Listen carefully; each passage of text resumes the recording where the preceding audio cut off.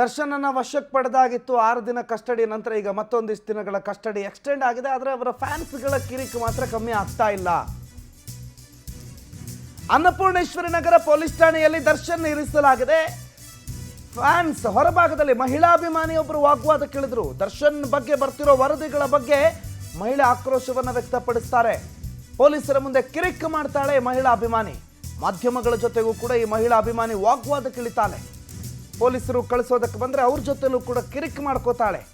ಅಪ್ರಿಯ ಸತ್ಯ, ಕೇಳೋದಕ್ಕೆ ಮನಸ್ಸಿಲ್ಲ. ಮೀಡಿಯಾದವರು ಪ್ರಸಾರ ಮಾಡ್ತಿರೋದೇ ಸರಿ ಇಲ್ಲ. ನಮ್ಮ ಬಾಸ್ ಬಗ್ಗೆ ನೋಡಿ, ಇದೇ ಮಹಿಳೆ ಏನೇನು ಮಾತಾಡಿದ್ರು, ಯಾವ ರೀತಿ ವರ್ತಿಸಿದ್ರು ನೋಡಿ.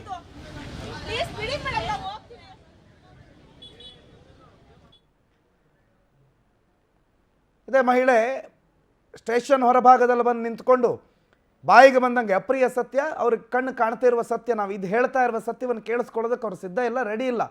ಮಾಧ್ಯಮಗಳಿಗೆ ಬೈತಾಳೆ, ಪೊಲೀಸರಿಗೆ ಬೈತಾರೆ. ಅವ್ರ ಅಭಿಮಾನಿ ಅಂತೆ, ಮಹಿಳಾ ಅಭಿಮಾನಿ ವಾಗ್ವಾದಕ್ಕೆ ಇಳಿತಾರೆ, ಪೊಲೀಸರ ಜೊತೆ ವಾಗ್ವಾದಕ್ಕೆ ಇಳಿತಾರೆ.